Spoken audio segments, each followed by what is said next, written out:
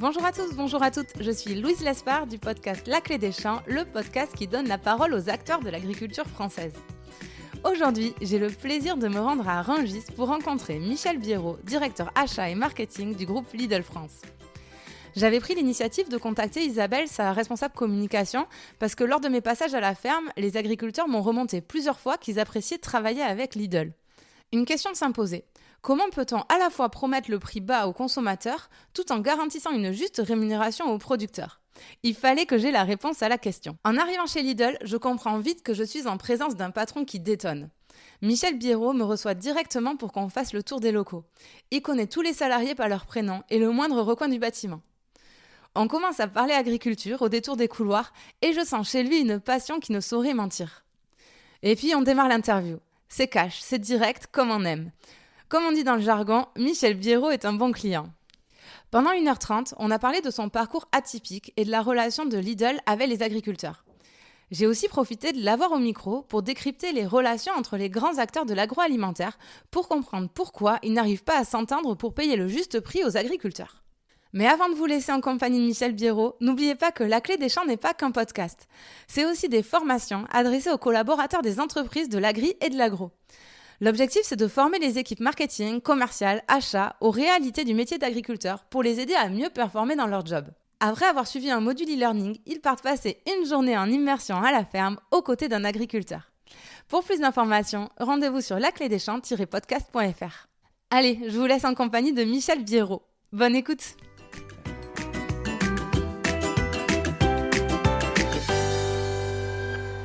Bonjour Michel. Bonjour Louise. Merci beaucoup de m'accueillir chez vous. Avec grand plaisir, franchement c'est un vrai plaisir de vous accueillir chez nous au siège à Rungis et de vous faire découvrir un petit peu les coulisses de notre métier. Oui, j'ai le droit à toute la visite, c'était vraiment super. Pour démarrer, est-ce que vous pourriez vous présenter et justement nous expliquer un petit peu où c'est qu'on se trouve actuellement ? Alors donc je suis Michel Biérot, je suis le directeur exécutif en charge de tout ce qui est achat, mais aussi du marketing et un petit peu de la communication.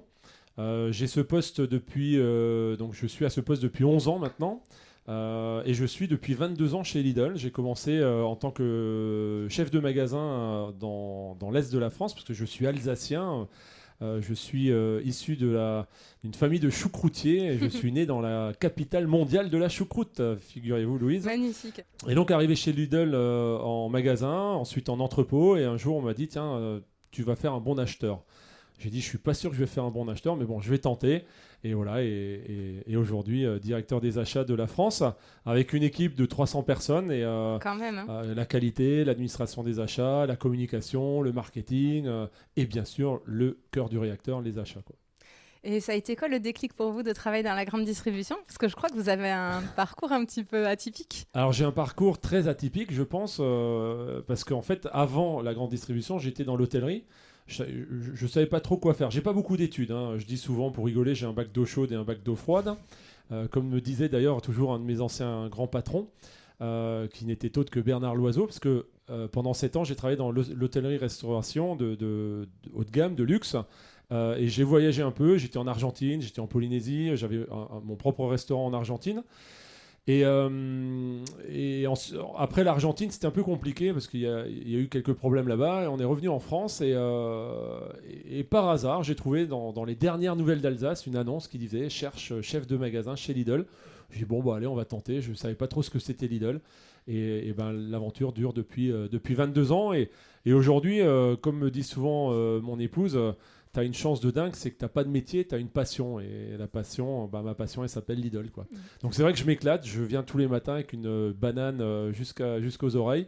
Et je kiffe vraiment ce que je fais, je suis trop fier de mes équipes.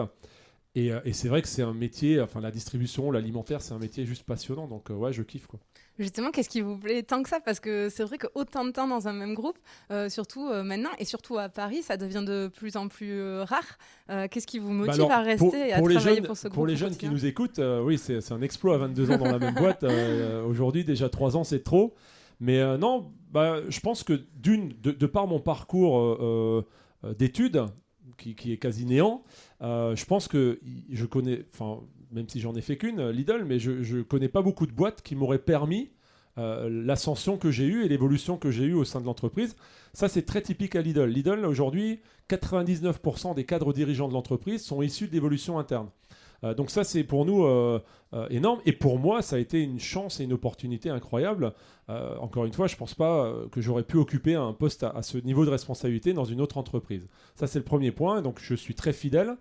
Et à côté de ça, c'est une passion parce que j'aime mes équipes, parce que ce qu'on fait au quotidien en termes de travail, c'est juste extraordinaire. Enfin, on déguste toute la journée des produits. Je suis en permanence, et on en reparlera, sur les exploitations agricoles. Enfin, tout ce que j'aime, quoi. Je suis issu du monde agricole. Mes beaux-parents ont une exploitation agricole dans le sud-ouest. Et ouais, ça me passionne. Donc, il n'y a pas de routine dans mon métier. Tous les jours est différent. J'arrive le matin, ma DIRCOM va me dire dans 10 minutes, tu as une interview sur telle radio, sur telle télé. Enfin, ça change tout le temps. Et encore une fois, l'unique objectif qui m'anime, c'est la satisfaction du client derrière. Et tous les jours, on a des millions de clients qu'on doit satisfaire. Donc la qualité de notre produit est essentielle. Et comme je suis un passionné de bouffe, de bonnes soirées, de bons repas, bah voilà, j'aime les produits. Et donc voilà, je suis passionné par ce que je fais. Et alors, quel poste vous avez occupé, les postes clés, parce que j'imagine que ça serait long de tous les énumérer en 22 ans. Mais... Non, pas tant que ça, mais j'étais donc en magasin. Ensuite, je suis passé responsable secteur. Je m'occupais de 5 magasins, une soixantaine de salariés, donc des caissières, des chefs de magasin. Ce qui n'était pas simple parce que c'était un poste avec beaucoup de responsabilités. On gère vraiment un centre de profit et c'est une mini-entreprise qu'on gère même en tant que salarié. Parce que vous gérez aussi bien le personnel, mais les pertes, le chiffre d'affaires de votre centre de profit, etc., etc. Donc très très intéressant. Je pense que c'est un des postes les plus sexy de l'entreprise, parce qu'il y a une palette de métiers dans ce même poste qui est juste incroyable. Et ensuite, on m'a demandé d'aller ouvrir un entrepôt à côté de Nancy, à Gondreville, pour être précis, à Toul. Et je suis allé là-bas quasiment 1 an. Donc avec un collègue qui d'ailleurs est aujourd'hui collègue directeur exécutif, on a ouvert cet entrepôt. Moi j'étais là-bas en tant qu'approvisionneur, donc c'est-à-dire que je commandais les produits que les achats de Lidl France nous demandaient de mettre dans les magasins aux fournisseurs. Et très rapidement on m'a contacté. Du fait que je suis alsacien, en fait j'ai un avantage, c'est que je parle couramment l'allemand. Il n'y a que les Alsaciens en France pour parler allemand. C'est ça, du fait de notre histoire. Et c'est vrai que comme on est un groupe, mais je vous l'expliquerai juste après, on est implanté dans 32 pays à travers le monde et la langue du groupe est l'allemand. Donc c'est vrai que dans les achats, quand je vais exporter mes bouteilles de vin en Italie, en Tchèque, avec mes collègues, je parle l'allemand. Et donc c'était important et grâce à ça, on m'a dit, tu vas venir aux achats. Alors à l'époque, je me suis dit, mais moi, je sais rien acheter. À part une baguette le matin, j'ai jamais rien acheté dans ma vie, quoi. Donc ça va être compliqué. Et finalement, ça s'est bien passé. J'ai commencé aux fruits et légumes. Acheteur fruits et légumes. J'étais acheteur DPH, donc droguerie, parfumerie, hygiène, entretien, biscuiterie, viennoiserie, chocolat de Noël, chocolat de Pâques. J'ai fait quasiment, j'ai acheté quasiment tous les produits.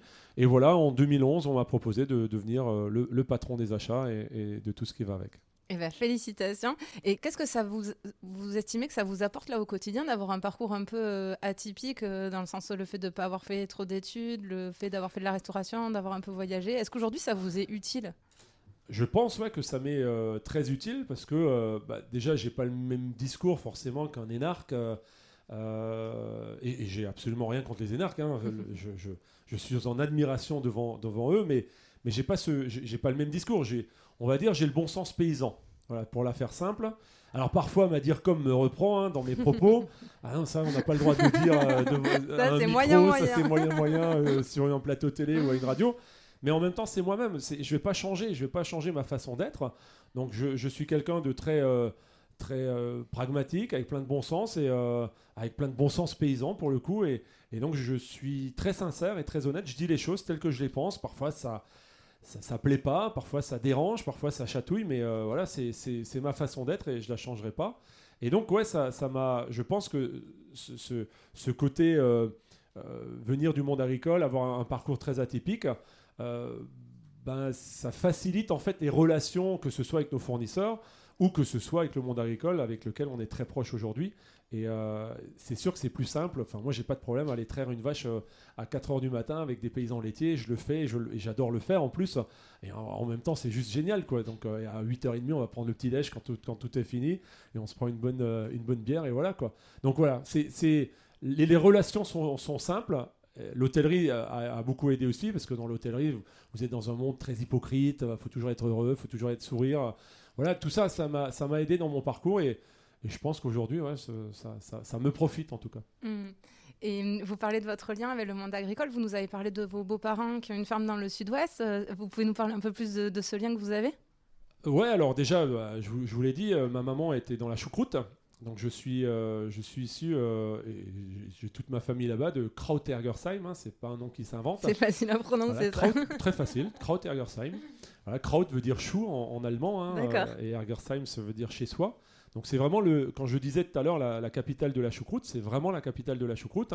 Vous allez dans n'importe quel restaurant à Paris ou même dans un supermarché qui vend de la choucroute, elle vient de ce village.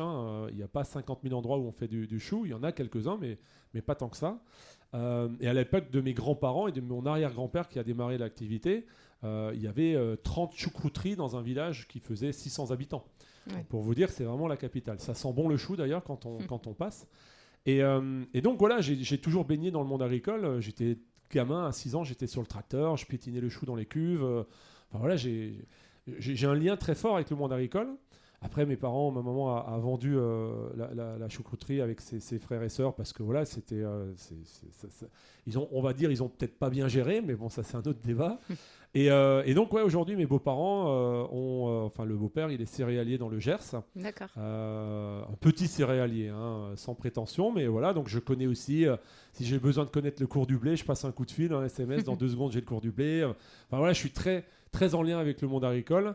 Et c'est vrai que c'est ce qui m'a aussi donné l'envie de se rapprocher du monde agricole en tant que distributeur, parce qu'on a toujours eu cette image, et à juste titre, de méchants distributeurs qui voulons tuer le monde agricole en les étranglant sur les prix et pour nous profiter.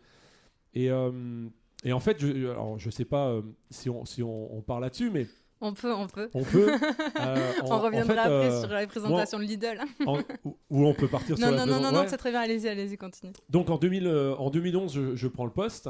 Donc voilà, on met en place pas mal de choses au niveau contractuel, au niveau des relations avec les fournisseurs.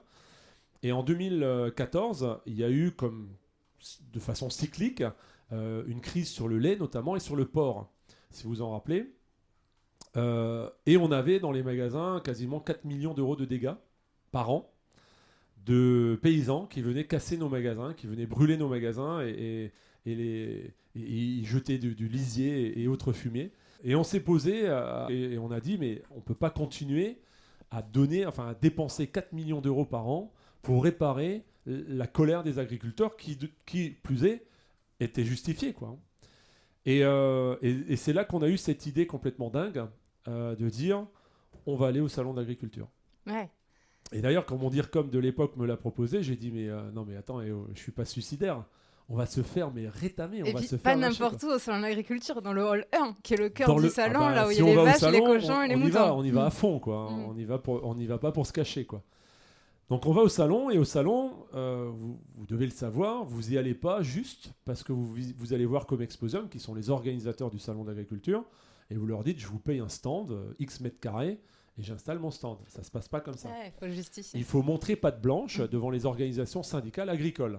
La FNSEA, les JA, la FNP, la FNB, la FNPL, bref, tous les syndicats agricoles, que j'ai rencontrés avant ce fameux salon 2015, et à qui on a dit, en toute transparence, voilà, on veut discuter avec vous, on veut avoir un lien. Parce qu'aujourd'hui, en fait, et c'est ça, je pense, le mal du monde agricole, c'est que la distribution française, pendant des décennies, se bataillait avec les industriels, parce qu'entre un éleveur, alors je mets de côté, on en reparlera, des producteurs de fruits et légumes, qui font partie des 450 000 exploitations françaises agricoles, mais dans l'élevage, hormis le fruits et légumes, on est obligé de passer par un industriel, par un transformateur. Et je pense que c'est ça le mal de l'agriculture aujourd'hui, c'est que pendant des décennies, les distributeurs et les industriels se sont tapés dessus, pour être polis, se bataillaient et pour bien sûr nous avoir le meilleur prix. Et derrière, l'industriel jetait les miettes à l'éleveur. Oui, ce qui s'est passé finalement, alors qu'on explique bien aux gens, donc les distributeurs, ça va être Lidl par exemple, et toutes les marques concurrentes. Tout à fait. Le transformateur, ce que vous appelez l'industriel, ça va va être celui qui transforme le produit. Lait, le porc, le bœuf, tous ces produits-là, ils sont... Moi, j'ai pas d'abattage, j'ai pas d'outils d'abattage et je n'ai pas d'outils de transformation, pas plus que les éleveurs. Donc on est obligé de passer par des gens, et on peut les citer, j'ai pas de problème, Bigard, Sodial, Lactalis, et tous ces grands transformateurs qui achètent la matière première au monde de l'élevage, au monde agricole, la transforment et nous la revendent. Ouais. Et donc comme nous, on connaissait pas le monde agricole, je vais pousser le raisonnement, je vais exagérer volontairement, mais limite, on savait pas d'où sortait le lait. Et à la limite, on s'en fichait, quoi. D'une, on s'en fichait de savoir qu'il sortait du pied de la vache, et on s'en fichait de savoir qu'il sortait du pied de la vache française. Il venait de Pologne, de Belgique, de Danemark, peu importe. On achetait pour avoir le meilleur prix possible. Et donc, ça a mis à mal le monde agricole, et ça met encore à mal le monde agricole aujourd'hui, et on y reviendra.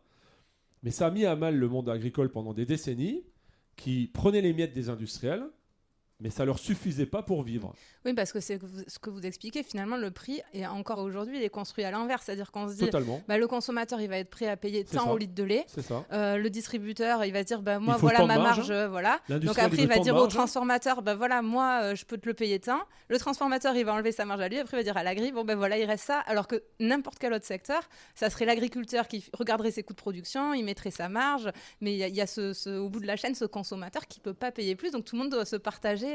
C'est exactement la parfaite explication.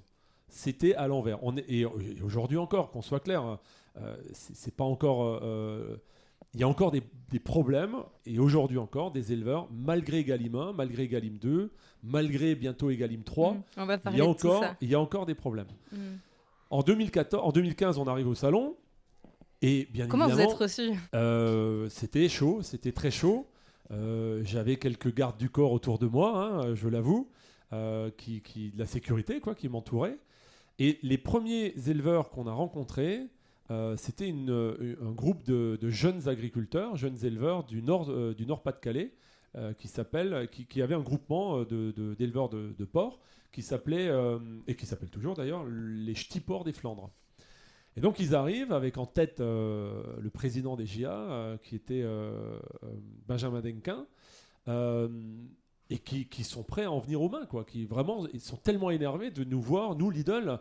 Enfin, voilà, en plus à l'époque, on avait encore cette image distributeur allemand, hard discounter allemand, bref, au milieu des vaches, au milieu de leur ferme, parce que le SIA, c'est la plus grande ferme de France, même d'Europe. Et donc de nous voir là, et ça les énervait. Et à juste titre. Et donc, je leur ai dit, écoutez, on peut en venir aux mains, mais je suis pas sûr qui va gagner, parce que moi, je suis bien entouré aussi. Mais moi, je suis là pour discuter. Allons discuter autour d'un verre, et on va voir ce qu'il en sort. Parce que moi, si je suis venu au salon, oui, c'est pour faire de la com, et je vais pas me cacher derrière une allée. Bien sûr que c'est pour faire la com, et je m'en suis jamais caché.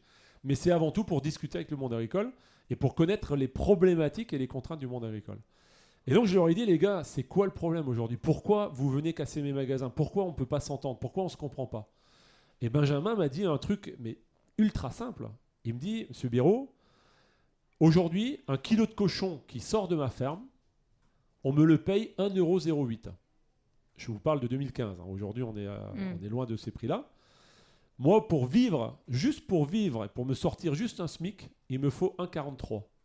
Ça, c'était en 2015. Donc, il y avait 35 centimes d'écart. Et moi, tac au tac, je lui tends ma main et je lui dis, OK, Benjamin, moi, Michel Béraud, Lidl, je m'engage à te payer 1,43 €. Et là, il ne savait plus quoi dire. Donc, on s'est retrouvés là, à se regarder dans le blanc des yeux. On a dit, bon, et maintenant, on fait quoi ? Et donc, j'ai dit, on fait quoi ? Il faut qu'on trouve un industriel. Un industriel qui est prêt à nous transformer ton cochon pour qu'il arrive en barquette dans mes magasins. Et bien, figurez-vous qu'on a cherché longtemps, mais personne ne voulait transformer une tripartite. Et c'est de là que sont nés mes tripartites Lidl. Les accords tripartites qui sont le fait de s'entendre avec un transformateur, un agriculteur et le distributeur. Oui, mais c'est le fait de changer le sens de la discussion, ce que vous disiez tout à l'heure, on était à l'envers, c'est de remettre tout à l'endroit. C'est-à-dire, c'est de dire, toi l'éleveur, démontre-moi quel est ton coût de production. 1,43, ok, tu me l'as démontré. Pas avec les amortissements des bâtiments, avec les salariés que tu as, avec les intrants, toute la nourriture pour les animaux, etc. etc. Oui, pour vivre, juste vivre, et pas rouler sur l'or, il me faut 1,43. À partir du moment que ce 1,43 est fixé, l'agriculteur, il ne viendra plus m'embêter sur les magasins. Par contre, il faut que, entre le 1,43 et le 4 euros, 5 euros, 6 euros du kilo, ça dépend du morceau du cochon, il faut que moi, je partage la valeur entre moi, distributeur, et l'industriel, qui sera d'accord de rentrer dans cette démarche tripartite. Figurez-vous que le seul industriel en 2015 qui était d'accord de rentrer dans sa démarche, c'était un industriel belge, Westless. D'accord ? Donc, ça la fout mal quand même de venir acheter des cochons en France, nés, élevés en France, emmenés par camion en Belgique, pour être abattus et transformés en Belgique, et revenir en barquette dans mes magasins en France. On marche sur la tête. Mais ça démontrait bien une chose, c'est que les industriels ne voulaient pas rentrer dans cette démarche. Pourquoi ne voulaient-ils pas ? Parce que quand on est dans une démarche tripartite, c'est pas double bipartite comme font certains de mes concurrents. C'est que les trois sont autour de la même table. Et on se regarde les trois dans les yeux et on se dit les choses. Ça veut dire quoi ? Ça veut dire que c'est des démarches transparentes. Parce que l'industriel, c'est exactement, et l'éleveur, c'est exactement combien j'achète le kilo de côte première à l'industriel. Moi, je sais combien l'industriel paye l'éleveur parce que je l'ai signé, je me suis engagé à ce qu'il le paye, etc., etc. On est dans une démarche de transparence. Mais un industriel qui devient transparent, ça devient un prestataire de service. Et ça, pour être tout à fait honnête, ça les embête, pour ne pas dire autre chose. D'accord ? Et donc, c'était très compliqué. Et c'est là que j'ai compris que finalement, il faut inverser justement ce sens des discussions pour sauver le monde agricole. Et après, les années sont passées. En 2015, j'ai annoncé à toutes les organisations syndicales pourquoi ils m'ont laissé venir sur le salon, parce que j'avais pris un engagement fort en disant « Ok, aujourd'hui, on est 2015, je m'engage qu'en 2019, 100% de mes 1500 magasins de l'époque auront en vente du bœuf, du porc et du lait tripartite. » Ça veut dire équitable ou responsable, en tout cas pour les éleveurs. Ce ne sera pas 100% de mon porc, de mon bœuf et de mon lait. Pourquoi ? Parce qu'il y a des industriels qui ne veulent pas rentrer dans ces démarches. Mais au moins, je donne la possibilité au consommateur, parce que lui, il a le pouvoir d'achat entre ses mains, de faire le choix et d'acheter des produits où derrière, il y a des éleveurs qui sont bien rémunérés, en tout cas à leur coût de production. Pardon, dans ces contrats tripartites, qu'est-ce qu'il y a ? Est-ce que donc il y a un prix, ça je l'ai compris. Est-ce qu'il y a des volumes ? Est-ce qu'il y a une durée d'engagement ? Non, il n'y a pas de volume. Il y a une durée d'engagement. Alors, il n'y a pas de volume. Il n'y a pas de volume mentionné. Mais je reprends l'exemple du ch'ti porc des Flandres. Aujourd'hui, on doit être à 2200 porcs par semaine. J'ai pas signé que je m'engageais à 2200. On a commencé ensemble. On est dans une relation de confiance. Donc, on a commencé ensemble. On avait peut-être 500 porcs par semaine. Et après, les ch'tis porcs, on bosse ensemble en cuisine en bas. Et ils vont me dire, Michel, il faut qu'on fasse un pâté de Lille. Il faut qu'on fasse des saucisses de Lille plutôt que de faire des saucisses de Toulouse, etc., des lardons, etc. Parce que le but d'une tripartite, c'est pas juste de faire de la com. C'est pour faire de la com. Encore une fois, je m'en cache pas. Mais pas que. C'est pour que derrière, il y ait un éleveur qui vive. Mais pour que l'éleveur vive, il y en a de mes chers concurrents qui disent faire des tripartites depuis 20 ans. C'est vrai, ils ont raison de le dire. Ils oublient juste de préciser une chose, c'est que les tripartites, c'est même pas 20% de l'animal qui paye. Parce qu'ils prennent ce qui les intéresse. Quand vous faites une tripartite, l'éleveur, quand il me dit à l'époque qu'il lui faut 1,43 pour vivre, c'est 1,43 de la tête à la queue. Il élève son cochon ou son bovin de la tête à la queue. Donc si le distributeur et l'industriel lui disent « Écoute, on fait une tripartite, moi je te paye correctement tout l'arrière du bovin, ce qui l'intéresse, l'avant ne m'intéresse pas moi. » Ça, c'est plus une tripartite. C'est faussé. Donc moi, l'engagement que je prends dans le bovin, par exemple, c'est de payer le juste prix 100% de l'équilibre matière. Ça veut dire 100% de la carcasse. Sur le cochon, je ne suis pas engagé à 100%. On est peut-être aujourd'hui à 60-70%. Pourquoi ? Parce que même si dans le cochon, tout est bon, il y a des parties que moi, je ne sais pas vendre. Mais les éleveurs, ils sont parfaitement en phase avec ça. ils le vendent mieux ailleurs en Europe ou dans le monde. Les oreilles, les pieds, etc. Ça, je ne sais pas vendre. Mais c'est pas grave. Mais ce que je veux expliquer par là, c'est qu'il faut un maximum d'équilibre carcasse pour que la tripartite bénéficie réellement à l'éleveur et qu'il s'y retrouve. Donc ça, c'est très très important dans la démarche. Et donc, l'objectif 2019 était atteint en 2018. Et aujourd'hui, on progresse pour toujours rentrer plus de tripartite. Okay. Et sur l'engagement de durée, c'est quoi? C'est des contrats d'1 an? Comment ça se passe? L'engagement de durée, c'est on prend un engagement Parce qu'au-delà du prix, presque, c'est ça qui est important pour l'agriculteur, c'est d'avoir de la visibilité au final. L'agriculteur, c'est quoi son problème aujourd'hui? C'est que celui qui ne gagne pas d'argent, il a besoin d'investir dans ses bâtiments, rénover ses bâtiments, rénover le bâtiment pour aller dans le bien-être animal, mettre en place des cages maternité, par exemple, pour reprendre l'exemple du porc. Tout ça, ça coûte de l'argent. Donc si un éleveur veut investir, il lui faut un revenu correct. Comment il fait? Il fait comme tout le monde, il va à la banque et demande un prêt. Mais si la banque lui dit « Attends, t'as quoi? T'as un contrat avec Lidl de 1 an ?» Bon, bah, laisse tomber, dans 1 an, il te dégage. Moi, je te fais pas de prêt. Donc, bien évidemment, il faut leur donner de la visibilité. Donc, nos contrats, c'est des engagements sur 3 ans minimum. 3 ans, 5 ans, quoi. Et après, le prix, j'ai envie de vous dire, il n'y a pas de... Alors oui, pour être dans le cadre juridique, on va dire en France, français, on met une date de fin. Mais c'est ça l'avantage, c'est qu'on est 3 à discuter. Et que l'éleveur, s'il me dit... Et c'est ça qui est génial, et que les auditeurs doivent entendre, c'est que quand on est une démarche tripartite, l'éleveur, et j'ai un exemple concret, le porc opale, ça m'est arrivé, c'était en septembre 2016, il y avait une crise, et derrière la crise, il y a eu une chute du prix du porc. Le président d'Opel, Hubert Simon, et je le cite parce que c'est un mec génial, qui m'appelle, qui me dit « Michel, il faut qu'on baisse les prix ». Je suis acheteur. C'est la première fois en 15 ans que quelqu'un qui me vendait de la matière m'appelle pour me dire « il faut baisser les prix ». Donc c'est une relation de confiance. Ils sont bien conscients que si les prix sont trop élevés par rapport à un marché, on ne vendra pas de cam et ils perdront du volume. Donc c'est vraiment une relation de confiance et donc on discute du prix autant de fois par an que c'est nécessaire. Quand on est dans une période d'inflation, on peut discuter 5 fois, 7 fois du prix. Où est le problème? On est dans une vraie relation de partenariat. Et c'est ça que j'adore et que j'apprécie sur ces tripartites. Et alors, combien de pourcentage de votre volume d'affaires ça représente ces contrats tripartites?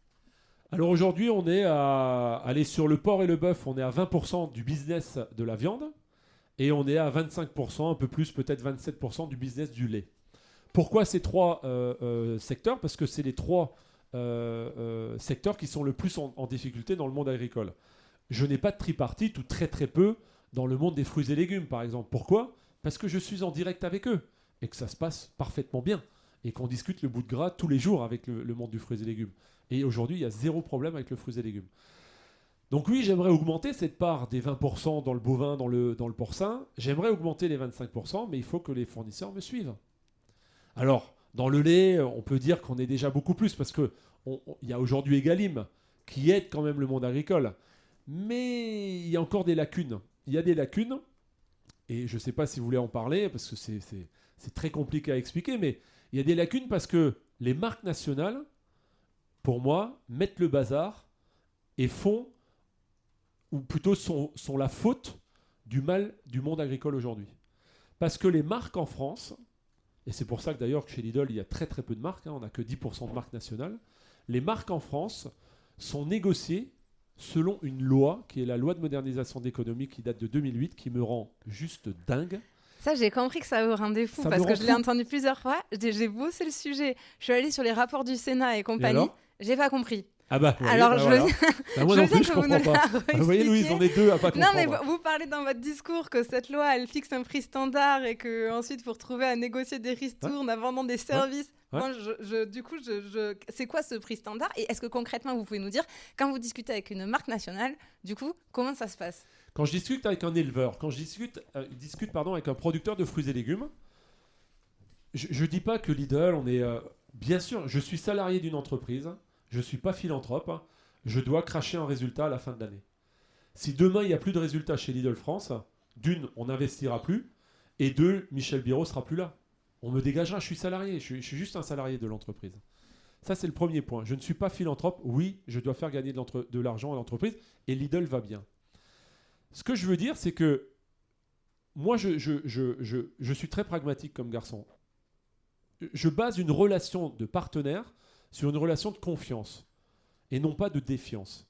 On doit se faire confiance. On doit pouvoir se dire les choses. Bien évidemment qu'il y a un moment de l'année qui s'appelle la négociation, un moment de tension. D'accord ? Quand je négocie 7 fois le cochon avec les industriels dans le cochon, oui, 7 fois dans l'année, il y a une tension. Parce que lui dit, moi je veux avoir X% de hausse, et moi je dis, ça serait mieux d'en avoir X divisé par 2, quoi. Enfin, vous m'avez compris. Donc bien sûr qu'il y a toujours une discussion, mais c'est pas grave, ça fait partie du job, autant chez l'industriel que chez le distributeur. Là où ce qui me rend fou dans les marques nationales, et donc ça c'est valable, ces discussions de confiance, de partenaires, sont valables pour 90% de mes produits, parce que ce sont 90% de marques de distributeurs. Ça veut dire que ce sont des marques qui m'appartiennent. D'accord ? Saint-Alby, dans le cochon, Saint-Alby, vous le trouverez que chez Lidl. C'est une marque exclusive à Lidl. C'est ce qui fait votre spécificité c'est d'ailleurs. Ce qui fait ma spécificité. Parce que 90% de vos références sont ce qu'on appelle des MDD. Exactement. Et maintenant, je vais vous expliquer pourquoi nous n'avons que 10% de marques nationales. Parce que donc, marques nationales, c'est les marques qu'on connaît tous. Les grandes marques. Les grandes marques qu'on Nutella, achète. Coca-Cola, Nestlé, Vittel, Evian, Danone, et j'en passe, et j'en passe. Vous les connaissez tous. Les Français, on est des aficionados des marques. On kiffe les marques. Tant mieux pour les marques. J'ai pas de problème avec ça. D'autres pays, on pourra en parler, sont plus pragmatiques, s'en fichent un peu des marques sur le produit. Ils veulent un bon produit à un bon prix. La France, on est un pays de marques nationales, de grandes marques. Bref. Mais j'ai pas de problème avec ça. Je suis moi aussi consommateur de marques. Sauf que les lobbyistes des marques et de certains distributeurs, donc des multinationales, parce que derrière les grandes marques, il faut savoir qu'il y a quand même une poignée de multinationales. On parle de 22 000 PME en France. Les 22 000 PME en France, ce n'est pas elles qui font les grandes marques dont on parle. C'est, on va dire, une petite centaine de multinationales qui font d'ailleurs 80% de leur business en dehors des frontières françaises, qui font ces fameuses marques dont on est en train de parler. Et les lobbies ont réussi à mettre en place des lois. Alors on est les champions du monde des lois en France, mais ils ont réussi à mettre en place des lois successives qui partent de la loi Galland dans les années 80, suivie de la loi Sapin 1, Sapin 2, Dutheil 1, Dutheil 2, enfin bref, il y en a long comme le bras. Et la dernière en date de 2008, loi de modernisation de l'économie. Cette loi, elle impose aux distributeurs et aux industriels de négocier ces marques d'une certaine façon. Et si je ne le fais pas selon cette façon, selon cette loi, je suis puni par les instances de l'administration de l'État.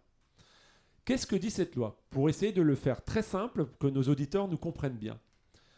Et je ne fais que répéter ce qui est écrit dans la loi. La loi dit, le socle de la négociation pour un distributeur, quand il achète une grande marque, c'est le tarif général de cette grande marque, de l'industriel qui est derrière. Ok. Moi, ça fait 20 ans que je suis chez Lidl, 22 ans. Ça fait donc 18 ans que je suis aux achats. Ça fait 18 ans que je veux comprendre de quoi est composé le tarif général. Donc ça veut dire qu'une grande marque, elle a un tarif général pour un produit, elle va dire, voilà, c'est tant. C'est le même pour tout le monde. Il est public. C'est le tarif général. Okay. Ce tarif général, c'est la base de la négociation. Alors, je vais essayer de faire simple. Prenons une bouteille d'eau qu'on vend 1 €. En France, je n'ai pas le droit de vendre à perte. D'accord ? Donc si je la vends 1 parce que tous mes concurrents la vendent 1, vous êtes d'accord, Louise, que je dois l'acheter en dessous de 1. Je n'ai pas le droit de vendre à perte. Et en plus, il y a une autre loi qui s'est ajoutée à ça, Egalim 1, Egalim 2, qui me dit que je dois avoir 10% de marge sur n'importe quel produit alimentaire que je vends dans mon magasin. Et en plus, il y a la TVA, 5,5 ou 20%. Prenons 5 pour simplifier. Donc si je vends une bouteille d'eau de grande marque 1 €, vous êtes d'accord que mon prix d'achat ne peut pas excéder 85 centimes. Sinon, je suis dans l'illégalité. On est d'accord ? Donc si on est pragmatique, comme on se le disait tout à l'heure, vous êtes industriel de cette belle bouteille d'eau, quel tarif général vous me proposez ? Avant négociation, parce que je vais négocier avec vous. 1 € au moins. Par exemple. 1,30 € peut-être. Là, vous êtes gourmande. Parce que je dois vendre 1. Donc, il faut que je puisse déjà diminuer de 30 centimes. Donc, 1,30 €, je trouve ça un peu exagéré. Et bien, le tarif général, parfois, il est de 2. Et là, vous vous dites, mais comment je peux acheter 2 pour vendre 1 ? et c'est là où tout réside. Donc ce 2, c'est le tarif général. Et la loi LME, elle dit quoi? La loi de modernisation d'économie, elle dit tout simplement que le distributeur doit vendre des services, doit rendre des services, donc en les vendant à l'industriel.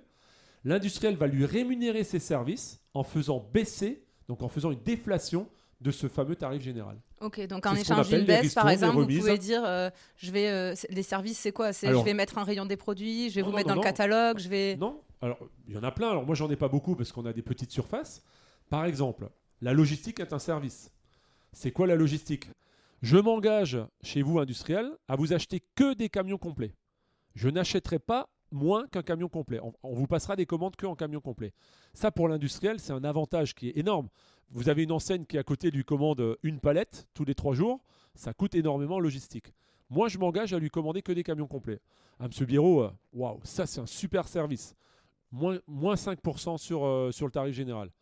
Et quand on parle des fameuses négociations du 1er mars, que tout le monde a entendu parler, c'est de ça dont on parle. C'est des négociations d'une déflation d'un tarif qui sort du chapeau de Perlimpinpin en vendant des services. On est le seul pays au monde, je dis bien le seul pays au monde, où il existe cette loi, où on doit négocier en partant d'un tarif qui sort du chapeau, en vendant des services pour arriver à un prix d'achat. Donc, juste pour finir la petite explication, je lui propose la logistique, je lui propose mes prospectus. J'en ai dit 12 millions par semaine. D'accord ? 12 millions par semaine, ça vaut le coup en termes de visibilité pour l'industriel. Donc, il va me dire, ah ouais, monsieur Bureau, si vous me mettez mon produit, ma bouteille d'eau, 3 fois dans l'année dans votre prospectus, je vous baisse le tarif de temps. Et c'est ça les discussions. D'accord ? Okay. Et donc, on arrive à un prix d'achat qui, à aucun moment, nous avons parlé de matières premières, de coûts de fabrication, de transformation, de coûts logistiques, de tout ce que vous voulez. À aucun moment, on a parlé de ça. Et donc, cette loi a mis quoi en place ? A mis en place une espèce d'opacité entre les acteurs, de défiance permanente, jusqu'à aller faire créer des centrales internationales de négociation de services, en Suisse pour certains, en Belgique pour d'autres, etc. Et donc, je l'ai dit, et vous pouvez le retrouver sur les réseaux, j'ai dit au président de la République, quand il m'a posé la question pourquoi Egalim 1 ou 2 ne fonctionne pas comme on le souhaiterait, ben, tout simplement la réponse est parce qu'il y a LME. LME est une loi toute puissante qui régit la négociation des marques et qu'il faut dépoussiérer d'urgence. Parce que vous croyez sincèrement, Monsieur le Président, je lui ai dit, que le marchand de tapis qui est assis en Suisse... Parce que je ne suis pas sûr qu'il écoute le podcast, mais vous pouvez le dire quand même. Mais en tout cas, je lui ai dit en face, plusieurs fois, que le marchand de tapis qui est en Suisse, parce que pour moi, ce n'est pas un acheteur, je suis désolé, un acheteur construit un prix d'achat. Un marchand de tapis fait une déflation d'un tarif qui sort du chapeau. Ben, je ne suis pas sûr que le mec là-bas, il en a quelque chose à cirer de l'éleveur qui est en France. Ouais. Donc si on veut aider le monde agricole, il faut dépoussiérer de toute urgence cette loi de LME. Là, on est dans le cœur du sujet, parce que, et puis en ce moment, on vous voit beaucoup sur les plateaux télé. Bref, vous êtes à peu près partout parce qu'on rediscutera le contexte et l'actualité l'oblige un petit peu. Mais en tout cas, pour les agriculteurs, il y a un vrai sujet de difficulté de négociation entre les distributeurs et les fournisseurs qui n'arrivent plus à se parler. Hein. C'est l'impression que ça donne de l'extérieur. Et ça donne même... alors, je vais être un peu sévère, c'est pas le terme que je vais employer, mais de l'extérieur, on a l'impression que c'est un peu une cour de récré où plus personne n'arrive à s'entendre et où l'État essaye de jouer l'arbitre en disant, les gars, entendez-vous, parce qu'en attendant, il y a des agriculteurs qui sont en train de crever et il y a besoin de bien les rémunérer et mettez-vous d'accord. Et je trouve que l'État fait un peu de peine parce qu'il essaye de... Bon, normalement, on a parlé des lois Egalim, on en reparlera, mais qui est notamment faite elle est très large, mais il y a notamment un volet de souveraineté alimentaire et d'assurer une juste rémunération aux producteurs. On va se concentrer le revenu sur cette partie-là. Et qui se retrouve à passer le Egalim 1, il y a des contournements. Il dit, allez, Egalim 2, il y a des contournements. Egalim 3. Et en fait, qui n'arrive pas à réguler. D'ailleurs, est-ce que c'est vraiment son rôle ? J'en sais rien. Mais comment on en est arrivé là ?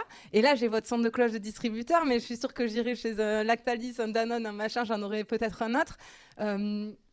Comment on en est arrivé à cet état où en fait, les acteurs n'arrivent plus à se parler sur un secteur aussi stratégique que l'alimentation ? LME. Ah non, mais la réponse est simple. C'est QFD. Mais vous voyez, je vais faire un débat là dans pas longtemps avec justement une grande association d'industriels, d'accord ? Moi, j'ai rien. Vous avez entendu parler de la loi des Crozailles, qu'on appelle plus communément Egalim 3. J'ai pas de problème avec les lois. j'ai pas de problème. Mais la loi des Crozailles, l'article 3, a clairement été rédigé par les multinationales. Alors l'article 3 dit quoi ? L'article 3 dit que, toujours dans les marques nationales, si nous n'avons pas trouvé d'accord au 1er mars, à minuit, entre l'industriel, je parle des multinationales, Louise, c'est très important de souligner toujours les multinationales, et le distributeur, l'industriel a le droit d'arrêter de nous livrer du jour au lendemain. Le 2 mars au matin, il peut nous arrêter de nous livrer, alors que le distributeur doit donner, s'il veut arrêter, un préavis de 2 mois par année de travail avec l'industriel. Mais D'accord ? ça, c'est parce que c'est l'État... pour protéger l'industriel. Oui, parce que... Très bien. Est-ce que c'est parce que l'État a considéré que les distributeurs, vous aviez trop de poids et C'est que ça, vous tordiez c'est ça. parfois les C'est négociations? exactement ça. 100% d'accord. Est-ce qu'il y a une réalité là-dessus? Pourquoi n'avons-nous pas fait appliquer cet article 3 aux 22 000 PME françaises que je veux défendre, qu'il faut défendre, qui fabriquent en France et qui vendent en France? Ces gens-là, il faut les défendre. Et qui, eux, font le business du monde agricole. Par contre, défendre l'indéfendable, c'est-à-dire écrire une loi pour 90 multinationales qui font 80% de leur business à l'étranger, je ne suis pas d'accord. Je ne suis pas d'accord. Et si je vous dis que cet article 3 est pour ces 90 multinationales, pourquoi je vous dis ça? Si vous voulez, on appelle ensemble une PME française et demandez-lui ce qu'elle pense de cet article 3 de Descrozailles. Ils n'en veulent pas parce que la PME française ne peut pas se permettre d'arrêter de livrer un distributeur français. Donc il faut les protéger différemment. Et moi, je suis d'accord de plancher avec des députés sur une loi qui protège les PME françaises, mais pas les multinationales. Quand Bruno Le Maire, aujourd'hui, envoie un courrier aux industriels pour dire qu'il faut revenir à la table des négociations, et vous avez raison, on se croirait dans la cour de récréation. Mais il ne s'adresse pas aux 22 000 PME, avec qui je discute tous les jours, Louise. Les 22 000 PME, c'est des gens qui me vendent de la marque de distributeur. Si demain, je ne les ai plus, je ferme mes magasins. Oui, mais parfois vice-versa, parce que j'imagine que les PME, quand elles négocient avec vous, le rapport de force, c'est pas pour elles, en tout cas. Mais je ne peux pas me permettre. On peut citer des centaines d'exemples. 65% de mes fournisseurs ont plus de 20 ans de fidélité chez Lidl. 65% de mes fournisseurs. Arrêtez de croire... Alors, je prêche pour Lidl, je ne prêche pas pour les autres. Arrêtez de croire que je dois en permanence étrangler mes fournisseurs. Demain, je ne les ai plus, les fournisseurs. Demain, je ne les ai plus. Donc, c'est extrêmement important pour moi de préserver ce partenariat avec ces fournisseurs-là. Je le redis, les multinationales, il ne faut pas les défendre. Ils n'en ont pas besoin. Je vais prendre un exemple concret. Une PME, 20 ans de partenariat avec Lidl. Le PDG de la PME, 72 ans, d'accord, qui vient me voir. Il me dit, Michel, monsieur Biraud, si je ne passe pas les 7% de hausse, je n'y arriverai plus. Je n'arriverai plus à payer la matière première à mes éleveurs. En l'occurrence, c'est du camembert, je peux le citer, je n'ai pas de problème. Il vient avec les 7% de hausse et il vient avec des factures. Il vient avec du factuel. D'accord ? Vous ressortez de la salle, où vous raccrochez au téléphone, vous dites « je passe 7% de hausse ». Vous ne vous posez pas de questions, Louise. Je vous l'assure. Et je vous invite à faire un vie-ma-vie avec moi pendant un mois aux achats. Oui, je serais trop avec grand plaisir. Alors moi, ça va être un peu long. Dans les marques nationales, dans les multinationales qui produisent les grandes marques, d'accord ? Les gars, ils viennent, ils vous disent « bonjour, c'est 25% de hausse sur cette bouteille ». Ok, pourquoi 25% ? Parce que c'est la magie de la marque. Vous seriez d'accord de payer 25% sans aucun justificatif en face ? Ben non. Et donc, on est rentré dans cette cour d'école dont vous parliez, dans cette défiance permanente, ce jeu de dupes dont parlait tout le temps Julien de Normandie. D'accord ? C'est un jeu de dupes. Et il a raison.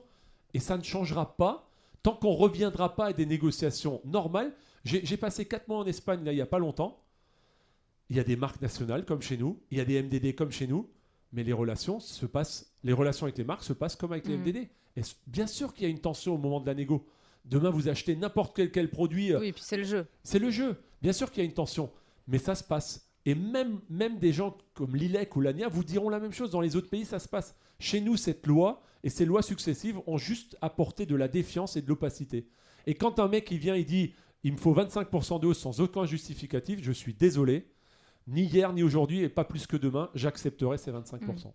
Et le contexte actuel, qui est très mouvant, accentue ces tensions. Le contexte actuel, il dit quoi ? Le contexte actuel, il dit qu'il y a 1 an, il y a un décret qui est sorti du ministère de l'économie pour obliger les distributeurs à se remettre autour des tables de négociation, des marques nationales, je parle, Encore une fois, la marque nationale doit être négociée le 1er mars.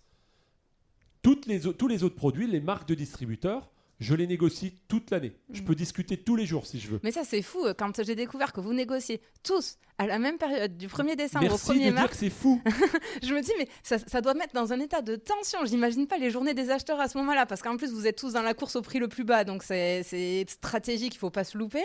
Et pas que ça, Louise. Pourquoi le 1er mars ? Quel est l'imbécile qui s'est levé un matin qui a dit le 1er mars ? Quelle logique avec le monde agricole, si on veut reparler du monde agricole ? Bien évidemment, tous les agriculteurs qui nous écoutent savent que le blé se récolte en janvier. C'est connu ça. En janvier de chaque année, on récolte le blé. Comme ça, on négocie le 1er mars. Bah non, Louise. Le blé, on le récolte en juin, en juillet, en août. Ça dépend de la région. Pourquoi on doit négocier le blé, un kilo de farine le 1er mars pour un produit pour la matière première qu'on récolte au mois de... Moi, je négocie la farine MDD au mois de septembre. Pourquoi ? Parce que je sais où j'en suis avec le blé. Je négocie le vin au mois d'octobre parce que les vendanges se font au mois de septembre. On est dans une logique agricole. La date du 1er mars, il y a peut-être une logique agricole. J'allais dire le salon d'agriculture. Oui, voilà. qui est un élément exogène qui, j'ai vu, impacter quand même les discussions parce que personne n'a envie de passer pour le mauvais élève qui paye mal les éleveurs au moment du salon de l'agriculture qui arrive pile à la fin des négociations. On est parfaitement d'accord. Mais cette date ne fait pas de sens. Oui, vous avez raison. Sûr. Ça cristallise les discussions, ça met de la tension. Et ça n'a pas besoin. Dans les autres pays, comment ils font ? Ça fonctionne très très bien. Et comment ils font ? Ils n'ont pas ces dates butoirs annuelles ? Bien sûr que non. Okay. Mon collègue espagnol, mon collègue italien, mon collègue allemand négocient Coca-Cola, Nestlé et tous les autres, comme moi je négocie ma bouteille d'eau Saguaro, comme je négocie mon camembert dont je viens de vous parler. Et puis c'est d'autant plus... là, on a 2 beaux exemples sur l'année qui vient de passer, puisque l'année dernière, il y a eu la guerre en Ukraine qui a éclaté pile fin février. Au moment de la fin, vous aviez quasiment tout fini de négocier, bim, flambée des cours des matières premières. Et là, pareil... Mais c'est pour ça que Bruno Le Maire a sorti un décret qui nous a obligés de nous remettre autour de la table dès le mois de mai. Oui. Et alors là, c'était les distributeurs qui l'appelaient à se mettre autour de la table pour faire passer les hausses parce que les transformateurs le demandaient. Oui, le ministère appelait les distributeurs. Voilà. Et aujourd'hui, il appelle les industriels pour faire passer des baisses. Les baisses. On est dans le sens inverse. Et industriels, aujourd'hui, c'est eux qui rechignent à se mettre autour de la table parce qu'évidemment, pour l'instant, la baisse des flambées... Je comprends. Ils s'appuient sur cette loi LME qui dit 1er mars. Donc ils disent non, les gars, revenez nous voir au 1er mars 2024. Encore une fois, ce que je suis en train de dire sur tous les plateaux, il y a 1 an, le ministère de l'économie a sorti un décret qui nous a obligés à nous remettre autour de la table. Pourquoi ne faisons-nous pas un cadre légal, un décret ou autre, d'accord, pour remettre les industriels autour de la table ? Je ne demande pas aux multinationales des baisses systématiques. C'est pas parce que le blé a chuté de 50% que le paquet de biscuits, je dois l'acheter moins 50%, ou que l'industriel doit me faire 50% de baisse sur mon prix d'achat. C'est pas ça mon discours. Mon discours, et ce qui m'énerve, c'est quand vous appelez les multinationales, par rapport au courrier que Bruno Le Maire leur a envoyé en les incitant à se remettre autour de la table, ils font les morts. Il n'y a même pas une réponse, ils décrochent même pas le téléphone. Moi, ce que je demande, c'est encore une fois, comme ailleurs en Europe, une relation de partenaire, de confiance. Si demain, citons carte noire, le cours mondial du café est en train de chuter, a chuté de 15%. Dans un paquet de café carte noire, il n'y a que du café. Mais pas que. Il y a des salaires, des gens qui le mettent en sachet, des gens qui le transforment, etc. Tout ça, je ne suis pas bête, je le comprends. Ce qui me dérange, c'est que carte noire ne donne pas signe de vie. Qu'on vienne me voir pour me dire, monsieur Biraud, regardez, avec du factuel, des factures A-1, A+1, etc. Enfin, A-1 par rapport à A. Et qu'on me dise, monsieur Biraud, oui, le café baisse de 15%. Mais je ne peux pas ni vous passer 15% de baisse, pas plus que 10, pas plus que 5. Oui, mais est-ce que ce que vous demandez, c'est pas utopique ? Et d'ailleurs, Julien de Normandie demandait beaucoup la transparence des marges aussi, mais c'est à l'inverse de tout ce qu'on apprend en école de commerce. En école de commerce, on apprend à sortir ces chiffres. Sauf que l'industriel, il a un avantage sur moi, c'est que mes marges, il les connaît. Hein. Vous, industriel qui me livrez cette bouteille d'eau, vous savez parfaitement combien je vous l'achète. Et comme vous êtes cliente chez moi, vous savez combien je la vends. Donc vous connaissez au centime près ma marge. Moi, je ne connais pas celle des industriels. On a parlé de la relation entre distributeurs et fournisseurs. Là, je pense qu'on a compris que c'était tendu et qu'il allait falloir trouver des solutions et qu'en tout cas, ça avait un impact sur la rémunération des agriculteurs parce qu'en attendant, c'est bien eux qui en pâtissent parce que personne n'arrive à se mettre d'accord qu'on leur reverse le juste prix. J'aimerais parler des distributeurs en tant que tels.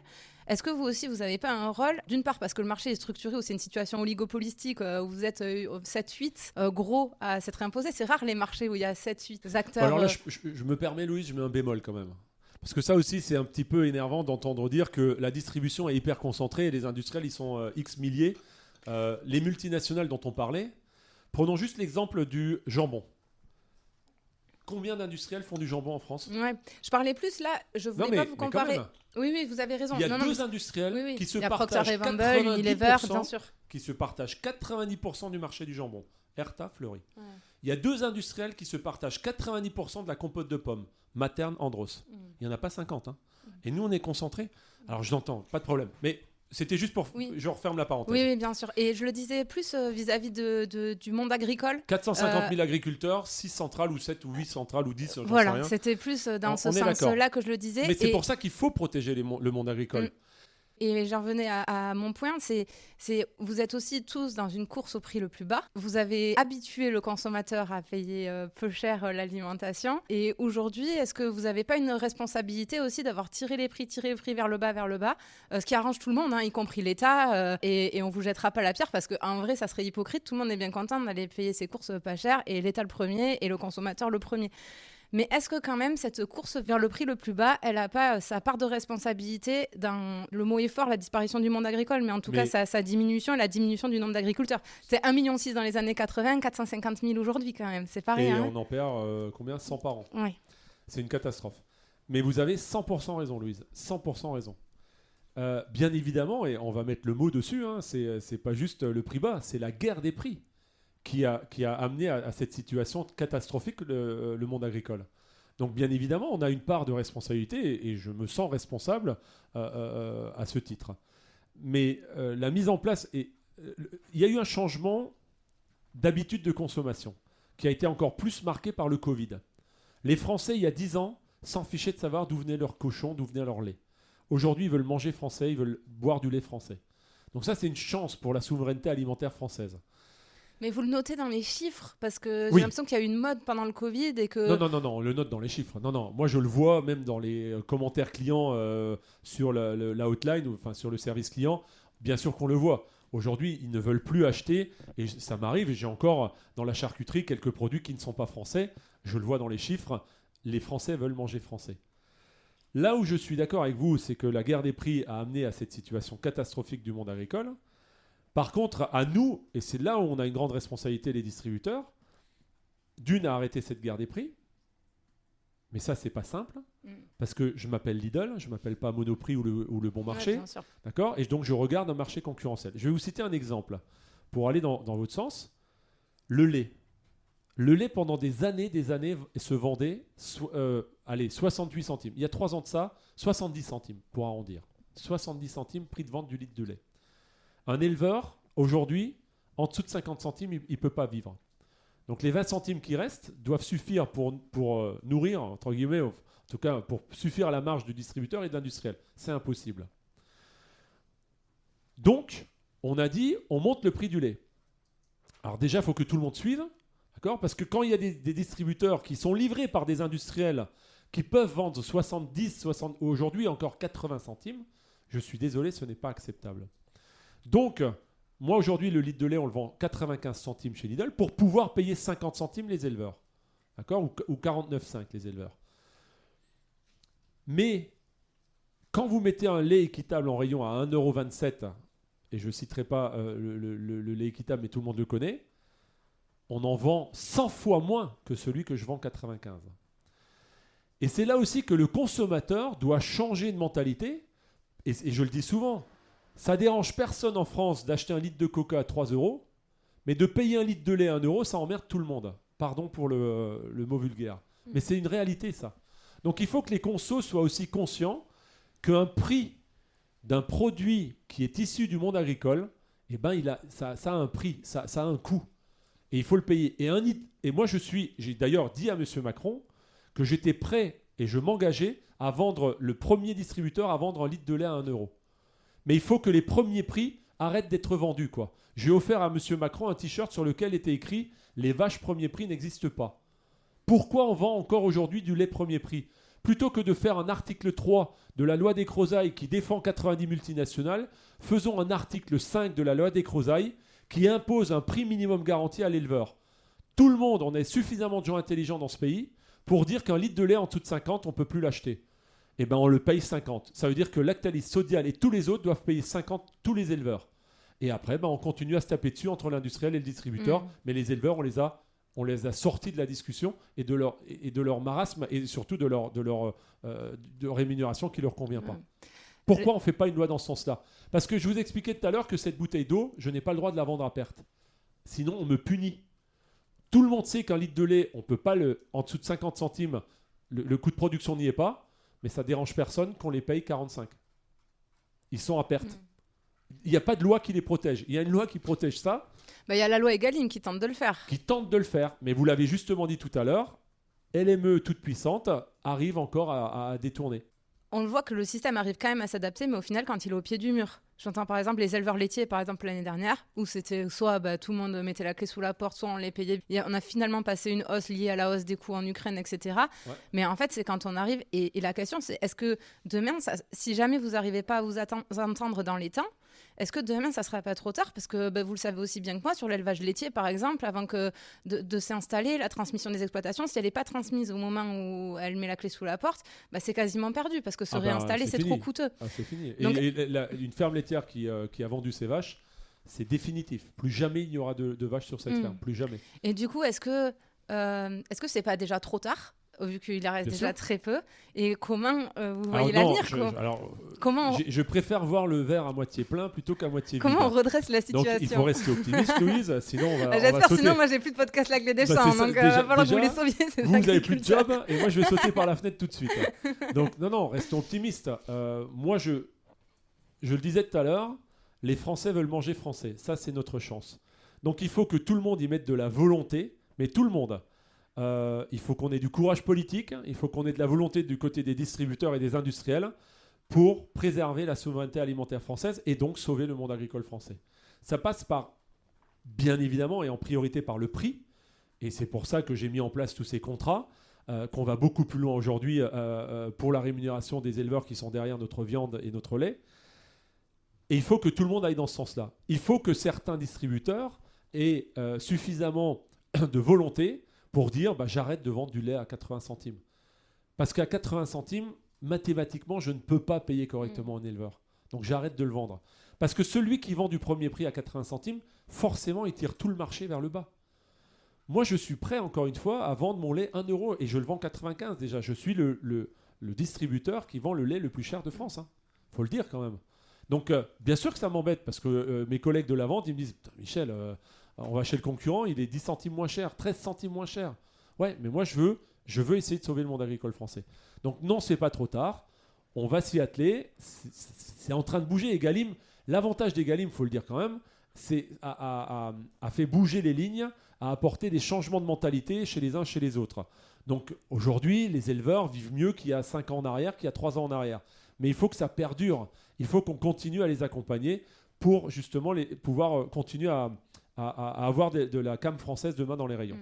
Mais il y a un autre sujet qui est important pour préserver cette souveraineté alimentaire française, et vous l'avez évoqué, c'est la reprise des exploitations, c'est la transmission des exploitations. Quel jeune aujourd'hui, un jeune, d'une, il va certainement pas reprendre la ferme de ses parents, qui est déficitaire, qui est endetté, certainement pas. Et deuxièmement, quel jeune aujourd'hui, qui entendent à la télé partout, télétravail, machin truc, enfin, c'est un truc de dingue. Qui a envie de bosser 7 sur 7 dans une ferme qui va traire les vaches tous les matins et tous les soirs ? J'en connais aucun. Même les fils d'agriculteurs ne veulent plus le faire. Donc il faut travailler, c'est ce qu'on s'efforce à faire aussi, parce que j'ai découvert il y a 4 ans, 5 ans, le service de remplacement. Et là, je demande aussi, je lance un appel à l'État, au ministre de l'Agriculture. Il faut aider ce genre d'initiative, comme le service de remplacement, qui sera nécessaire demain pour la transmission des exploitations, quelles qu'elles soient, des exploitations agricoles. Pourquoi ? Vous avez fait une collecte du coup, non ? On fait des collectes chaque année, on les accompagne. Alors à notre niveau, hein, on ponctionne quelques centimes sur nos produits qu'on vend sur la semaine du Salon de l'Agriculture et on leur remet des chèques entre 200 et 300 000 euros. Pardon. Et ça leur paye aujourd'hui 6-7 000 jours de congé en fait, qu'ils puissent donner. Donc c'est quoi, peut-être pour expliquer aux auditeurs, le service de remplacement, c'est tout simplement une espèce d'agence intérimaire qui... Quand un éleveur laitier veut se prendre un week-end, il fait appel au service de remplacement et le service de remplacement. Donc, ça veut dire que l'éleveur laitier cotise quelques dizaines d'euros, hein, c'est pas très cher, au service de remplacement chaque année.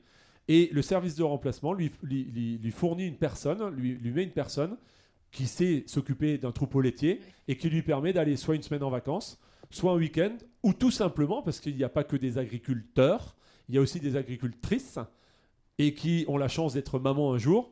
Et ben, ces gens-là, en général, ils ne prennent pas de congé maternité. Et ben, le service de remplacement leur permet de prendre un congé mat. Quoi. Oui, très bien. Donc ça, c'est très important et il faut que l'État, je pense, s'empare de cette problématique pour inciter les jeunes, même non issus du monde agricole, et envie demain de reprendre une ferme ou une exploitation agricole. Très bien. Et ensuite, pour finir sur les acteurs majeurs là, du système alimentaire français, donc il y a les agriculteurs qui, je trouve, ont 3 handicaps. Et vous allez me dire, on va parler de chacun d'eux. Mais le premier, je me demande aussi dans quelle mesure il n'a pas parfois sa... je vais en fâcher, mais il n'a pas sa responsabilité dans ces négociations, etc. De par... en fait, le monde agricole est très organisé. Et parfois, ils donnent le sentiment de presque trop l'être et que c'est compliqué pour eux de parler d'une seule et même voix. Et comme en face, ils ont des mastodontes, s'ils n'arrivent pas à se regrouper pour parler ensemble, en fait, c'est foutu, quoi. Et est-ce que déjà, le monde agricole n'aurait pas un axe de progression là-dessus ? Ah, mais je pense que toutes les organisations syndicales agricoles sont parfaitement conscients que le monde agricole a aussi une part de responsabilité dans cette situation. Et ils nous le disent, ils le disent. Après, je ne vais pas leur jeter la pierre. C'est facile de dire il faut qu'ils s'organisent, il faut qu'ils se... Mais là où vous avez raison, même moi aujourd'hui, je ne peux pas travailler avec J'ai tous les jours des éleveurs qui m'appellent, qui me disent « Ah, monsieur Bureau, j'ai entendu, ça a l'air vraiment chouette vos histoires de tripartite, je voudrais bosser avec vous. » Ok, mais vous faites partie de quel groupement ? Ah non, moi je suis tout seul, moi. Bah ouais, mais moi tout seul, je ne peux pas, quoi. Et donc, bien évidemment qu'il y a aussi encore des problèmes dans le monde agricole. Il faut qu'ils se réunissent, il faut... probablement que les organisations syndicales agricoles de ce pays fassent aussi un travail de fond pour avoir plus de poids et pour peser plus dans les discussions avec les industriels. Et c'est vrai que moi, ça me désole quand je vois certains contrats d'industriels avec un éleveur. Les contrats sont tellement verrouillés que l'éleveur ne peut pas en sortir. Parce que s'il en sort, il doit payer une pénalité qu'il n'a pas les moyens de payer. Rien que ça, déjà, ça devrait être interdit dans ce pays.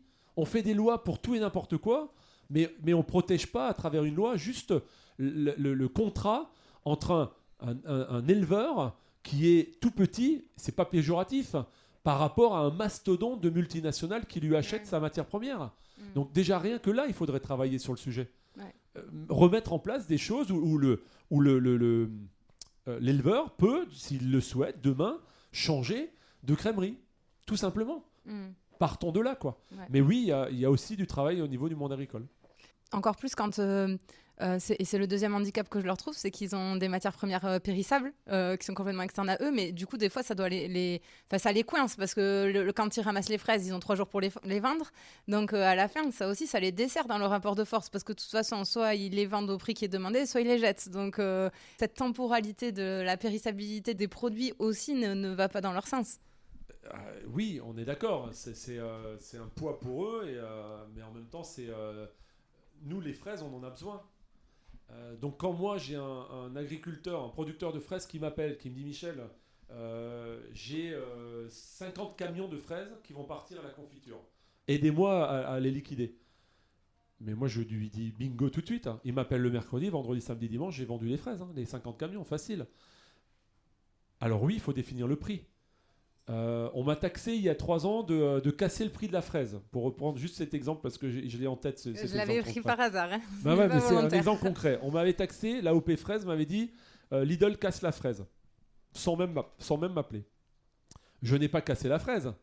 J'ai acheté la fraise aux producteurs avec lesquels je travaille depuis des années, parce qu'ils m'ont alerté, ils ont tiré la sonnette d'alarme en disant on va béner. Il y a un pic de production parce qu'il a fait très chaud dans le sud, il faut qu'on dégage de la fraise. Quand on m'appelle, je leur dis ok les gars, je mets quoi comme prix ? On convient d'un prix, parce que si je les vends 3 €, je ne vais pas les vendre. Il faut les dégager, ça s'appelle du dégagement. Donc je leur ai acheté, à l'époque c'était il y a 3 ans, 1,68 la barquette. J'ai vendu 1,99. On m'a taxé de casser le prix de la fraise.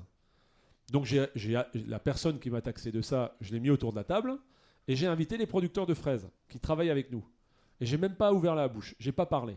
Et les producteurs ont dit à ce monsieur, écoutez, la même semaine, Lidl nous a acheté les fraises 1,68 €. Les a vendues certes 1,99. Ça veut dire que là en marge, on était à 0. Mais moi la marge, certes, j'ai rien gagné dessus. Mais en image, j'ai gagné énorme, parce que tous les clients sont venus chez moi pour les acheter, les fraises. Et quand ils achètent des fraises, ils ont acheté des melons, des concombres, ils ont acheté du jambon, ils ont acheté la perceuse, etc. Donc c'est bénéfique pour moi. Et il dit, la même semaine, il y a un autre grand distributeur qui, la même barquette de fraises, me l'a acheté 1,56 et l'ont, eux, vendu 2,29. Alors c'est qui le méchant dans l'histoire ? C'est moi qui vends 1,99 pour dégager 50 camions, ou l'autre qui pète le prix d'achat à 1,56 et pour vendre 2,29 et qui en vendra 3 fois moins, quoi. Donc vous voyez, vendre pas cher ne veut pas dire acheter pas cher. Moi je peux me permettre et je me dois de rémunérer correctement les producteurs pour demain continuer à en avoir. Parce que Lidl, notre modèle, notre ADN, nous permet de vivre avec beaucoup moins de marge que n'importe quel autre concurrent. Justement, vous pouvez nous détailler ça ? Pourquoi c'est ça qui vous permet de... Parce qu'en fait, il y a un paradoxe, et d'ailleurs on parlait du salon de l'agriculture, mais je pense qu'il y a encore du grand public, et c'est bien, vous avez encore il y a de quoi faire encore en communication, mais je pense que le grand public, des fois, se dit, mais que fait Lidl là, en fait ? Je pense que des fois, le grand public s'offusque de ça, parce qu'il y a une forme de schizophrénie dans la communication, où d'un côté, on assure le prix du plus bas, et d'un autre, on dit qu'on rémunère bien les agriculteurs. Oui. Est-ce que les deux sont vraiment faisables ? Et si oui, quelles sont les spécificités de votre modèle qui vous permettent de le faire ? Je le répète, je viens de le dire, mais... notre modèle nous permet de vivre avec beaucoup moins de marge que n'importe quel autre distributeur. Comment on fait ? C'est très simple, c'est un modèle de simplicité. C'est un modèle de pragmatisme et de bon sens. Ça veut dire quoi ? Ça veut dire que le plus gros poste d'économie chez Lidl, c'est la logistique. On a un modèle logistique qu'on a construit à travers toute l'Europe, à travers nos 32 pays où Lidl est présent, qui n'a pas d'égal en Europe. On est les meilleurs logisticiens en Europe et c'est sans aucune prétention que je vous le dis. Appelez n'importe quel producteur de fruits et légumes et demandez-lui comment se passe la logistique avec Lidl. J'ai pas de problème, tous vous diront comme sur des roulettes. C'est de l'horlogerie suisse. On a mis en place des centralisateurs. Ça veut dire qu'il y a beaucoup d'enseignes qui vont acheter chez le producteur d'asperges dans le sud-ouest 2 palettes. 3 palettes pour ce magasin, 5 palettes là, 1 palette là, etc., etc. Nous, on n'achète que du camion complet. Ça veut dire que le producteur va me livrer que du camion complet sur 2 entrées. On a 1600 magasins, et c'est peut-être là que je vais expliquer l'organisation d'Idol. On a 1600 magasins qui sont livrés par 25 plateformes logistiques. Et ces 25 plateformes logistiques pour le fruits et légumes sont livrées par 2 centralisateurs, nord, sud. Ça veut dire que 90% de mes fournisseurs de fruits et légumes livrent que du complet sur ces 2 bases. Premièrement, on économise de l'argent monstre en logistique. Deuxièmement, en qualité de produit, on est imbattable. Parce que plutôt que d'avoir 1600 personnes qui agréent les fruits et légumes, j'ai 2 équipes de professionnels, une dans le nord, une dans le sud, qui m'agréent la totalité de la gamme. Donc en termes de qualité fruits et légumes, on est les meilleurs sur le marché aujourd'hui. Les meilleurs, sans aucune prétention, une fois de plus. Et donc, toutes ces économies-là, plus les coûts d'exploitation, il n'y a pas de musique dans nos magasins, il n'y a pas de parquet par terre. C'est simpliste. On a 1500 mètres carrés, on n'a pas 10 000 mètres carrés. Donc, toutes ces économies, bout à bout, font qu'on peut vivre avec moins de marge que d'autres distributeurs. Et c'est clairement une réalité. Est-ce que cette stratégie-là de mieux rémunérer les agriculteurs, donc les contrats tripartites qui, quand même, j'imagine, demandent plus de temps de travail, le fait de faire un peu de local ou en tout cas de votre gamme saveur de nos régions, est-ce que ça met pas en péril votre stratégie du fait que ça peut ajouter des références ? Et on le sait, votre modèle, il marche, vous l'avez dit, parce qu'il y a très peu de références. Et dans tous les magasins Lidl, au final, on retrouve les mêmes produits au même prix, si je résume. Est-ce que vous n'avez pas peur qu'en allant vers cet axe-là, finalement, vous perdiez les avantages de votre mode de fonctionnement. Non, parce que l'ADN de Lidl, elle est la même depuis 30 ans. On a toujours la même, on a gardé et on gardera toujours la même ADN, assortiment restreint, un besoin, un produit. Ça, on le garde. On a développé du régional, saveur de nos régions, vous l'avez dit. Et on est allé au-delà. On développe aujourd'hui des corners locaux avec 20-30 références très locales. D'accord, sans marque spécifique, produit par des TPE, voire des artisans, quoi. Mais ça, on le fait parce qu'il y a une demande réelle du consommateur en face. Donc, je m'en cache pas, une fois de plus, c'est bien évidemment pour répondre à cette demande du consommateur et pour faire de la communication, pour communiquer sur le fait qu'on soit, même si on s'appelle Lidl, même si on a une centrale d'achat ici à Rungis, on peut faire du local sans problème. Dans la salade, je fais du local tous les jours. J'ai des fournisseurs de salade, des producteurs de salade partout autour de mes 25 plateformes logistiques. Mais ce que je vais expliquer à travers ça, c'est que, regardez, ça fait 9 ans consécutifs qu'on est au Salon de l'Agriculture. Mais la meilleure des publicités qu'on a jamais fait chez Lidl, c'est celle que me font les agriculteurs. Les 5000 éleveurs avec qui je suis en tripartite, c'est ma meilleure force de vente et de publicité. Il n'y a pas mieux. Et elle me coûte un contrat tripartite. Et un peu de travail en plus pour rédiger ces contrats. Le jeu en vaut largement la chandelle. Donc c'est gagnant-gagnant. Et c'est ça qui est génial. C'est que les 5000 éleveurs sont contents de travailler avec Lidl parce qu'ils sont rémunérés à leur coût de production. Et en plus, moi je suis le plus heureux parce que tous ces éleveurs, ils parlent de nous en permanence. En permanence, ils parlent de nous. Autour d'eux, quand on dit toujours une personne contente en fait 50 autres, une personne mécontente, non, on fait 10 autres et une personne mécontente en fait 50. Mais c'est pas grave, ils en font 10 des contents, mais c'est juste extraordinaire. Ça nous fait une publicité qui est juste dingue et qui n'a pas de prix, quoi. Et j'ai fait mes devoirs, je suis allée à Lidl avec ma mère samedi dans les Landes pour aller voir un petit magasin. Non, mais je me posais la question, et d'ailleurs c'était la question de l'auditeur, Laure. En fait, je me posais la question des SICO, donc des produits qui sont sous certification, bio, label rouge, IGP, AOP, qui existent dans vos rayons, mais qui restent quand même plutôt anecdotiques. Je suis pas d'accord je du vais tout. me faire gronder quand je dis ça, oui, mais quelle est votre vision là-dessus ? Ah ben c'est... Alors déjà, c'est pas du tout anecdotique. On a aujourd'hui quasiment... alors ça diminue, je l'avoue, mais du bio, on a pas loin de 180 références sur 2000. Il ne faut jamais oublier que chez Lidl, il n'y a que 2000 références. Donc c'est pas loin de 10% de l'assortiment qui est bio, que ce soit en fruits et légumes ou en frais ou en sec. Par contre, le bio, faut être très clair aujourd'hui, c'est une catastrophe. Le lait bio, on perd 20% des ventes. Les œufs bio, on perd 20% des ventes. C'est catastrophique. Pourquoi ? Parce que l'inflation, et ça devient trop cher. Le label rouge, je ne suis pas d'accord du tout. On a des labels rouges en poulet, en viande. Enfin, en fait, tous ces labels, pour moi, l'AOP, les fromages, on a plus de 140 fromages AOP, AOC, quoi. Je me fais vraiment engueuler, là. C'est un truc de dingue. Non, mais on va y aller ensemble en magasin, Louise. Je vais vous montrer un peu. Je vais vous ouvrir les yeux un peu. C'est ma mère qui m'a mal montré les rayons. Mais non, le label rouge, aujourd'hui, c'est le label le plus reconnu en France.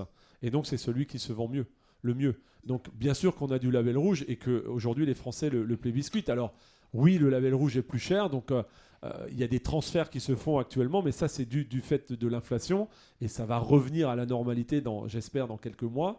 Parce que malheureusement, aujourd'hui, les gens qui achetaient du label rouge achètent du conventionnel. Ceux qui achetaient du conventionnel, une entrecôte, vont passer sur de la volaille qui est de la protéine moins chère. Ceux qui achetaient du poisson vont aller sur du poisson en boîte, etc. etc. Donc, mais ça, c'est le contexte inflationniste qui veut ça. Mais moi, je suis à fond pour les labels. Et surtout, pourquoi je suis à fond pour les labels ? Parce que les clients les réclament. Le label rouge, c'est le top, quoi. Et derrière, il y a une vraie qualité. Il y a un vrai gage de qualité pour le consommateur. Et le consommateur ne s'y trompe pas. Il le sait, quoi. Mais vous l'avez dit que le consommateur, en ce moment, baisse en gamme sur les produits. Est-ce que le label rouge est pas trop cher pour vos consommateurs, à vous, de Lidl ? On a encore beaucoup de consommateurs qui achètent du label rouge. J'avoue, on a perdu des ventes sur le label. Mais on a encore les consommateurs. Et encore une fois, je préfère voir le verre à moitié plein. Ça va revenir. Et déjà, moi, j'ai fait plein de baisses dans ces 3-4 dernières semaines. Il y a plein de baisses qui vont arriver. On va revenir à des niveaux de prix un peu plus normaux. Et enfin, pour finir sur les agris, j'avais fait que les 2 handicaps, il manquait le 3e, c'était la concurrence étrangère. Où quand ils se retrouvent à négocier, des fois soit ils prennent le marché, soit ils le prennent pas, c'est pas grave, on ira se servir à l'étranger et avec tous les coûts de production, etc. Enfin, on le sait qu'ils sont pas les mêmes. Comment vous vous positionnez là-dessus ? C'est quoi la solution pour que aussi, qu'il y ait une concurrence loyale et pas déloyale comme c'est aujourd'hui, puisqu'on le sait, le coût de la main-d'œuvre en France est plus cher, il y a plus de normes environnementales, il y a plein de spécificités au marché français qui font que, notamment sur la filière fruits et légumes d'ailleurs, où maintenant on importe 50% des fruits et des légumes qu'on consomme en France. Un poulet sur 2 est importé, un fruit et légumes sur 2 est importé. Comment c'est une vous, en tant que distributeur, vous pouvez faire quelque chose là-dessus ? Tout à l'heure, je vous parlais de la volonté des distributeurs. Et bien là, c'est que la volonté du distributeur. Lidl, on a pris un engagement fort il y a plusieurs années. On ne vend plus que de la pomme 100% française, sauf la Pink Lady. Pourquoi ? Parce que la Pink Lady, je n'arrive pas à avoir 100% sur les 12 mois d'année. Donc je suis à 70-80%. Toutes les autres pommes, c'est 100% de pommes françaises 12 mois dans l'année, Louise. J'appelle tous les distributeurs, et j'espère que vous en interrogerez d'autres que moi, à en faire de même. C'est juste une question de volonté. Oui, je vends des pommes plus chères que d'autres, sauf que la mienne est origine France, quand chez les autres, c'est origine très récemment polonaise. Très récemment. Alors qu'on a beaucoup de pommes en France. Il y a un distributeur qui vendait de la pomme polonaise. Je suis désolé, ce n'est pas acceptable. Et grâce à cet engagement, et on en est très fiers chez Lidl, au Salon d'agriculture de cette année, l'Association nationale des pommes et des poires, et je ne le savais pas, je l'ai appris, j'ai été surpris, mais j'étais très fier.